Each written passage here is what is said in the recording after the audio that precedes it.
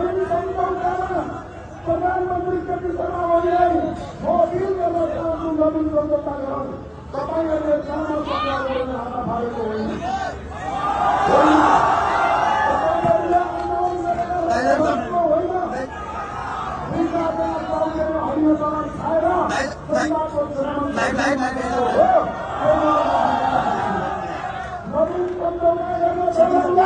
हामी खुला आवाज आन्दोलन प्रसार गर्छौँ।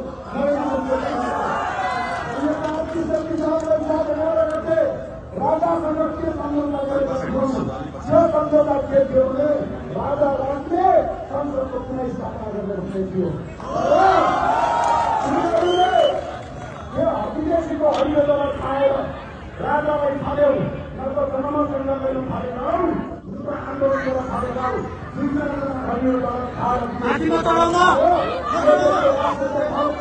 त्यही भएर मेरो अपिल छ सबै जातिलाई दिदीबहिनीलाई, देशभरिका मान्छेलाई आज के प्रकारका साथ भन्न चाहन्छु, नवीन सम्झौता गरेर अहिलेको संविधानमा राजा राख्नुहोस्, प्रत्यक्ष निर्वाचित कार्यकारी प्रधानमन्त्री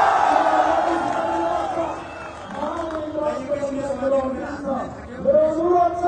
अब राष्ट्रपतिले तपाईँ प्रधानमन्त्रीको पनि आउनुहोस्।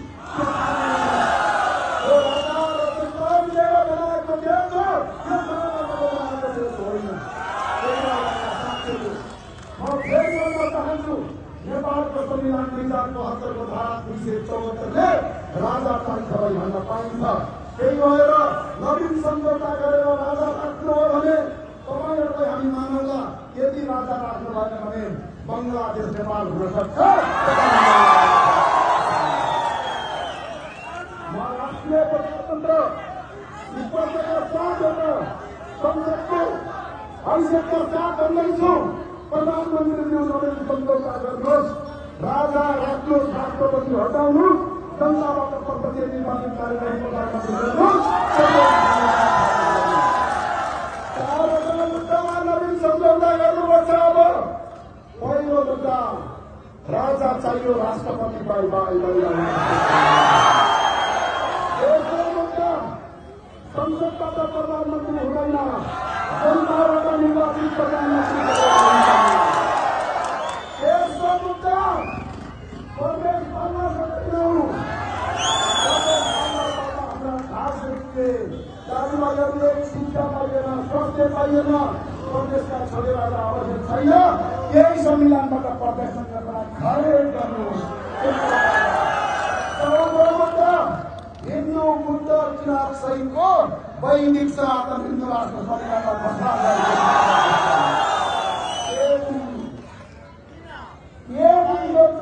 मुद्दा अहिलेको सरकारले लागू गर्दैन भने मेरा साथीहो, देशभरिबाट सदरमुकाम फेर्नुहोस्, यो सरकारलाई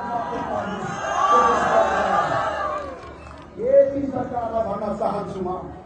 तपाईहरु यो नवीन सम्झौतामा आउनु भएन, तपाईहरुले दबाब सिर्जना गर्न थाल्नुभयो भने राष्ट्रवादी साथीहरु राष्ट्रिय झण्डा एकमत भएर बङ्गलादेश जानुहोस्,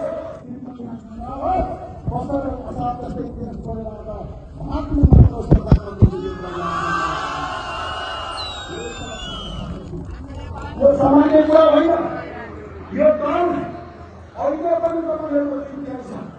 नवीन सम्झौतामा आउनुहोस्, राजा राख्नुहोस्, प्रधानमन्त्री जनताले चुन्ने हो। अहिलेको प्रधानमन्त्री तपाईँ हामीले भोडाको होइन। म छोड्न सके राजा हौ, राजा हौ, नवीन सम्झौता देशले आवाज गर्छ।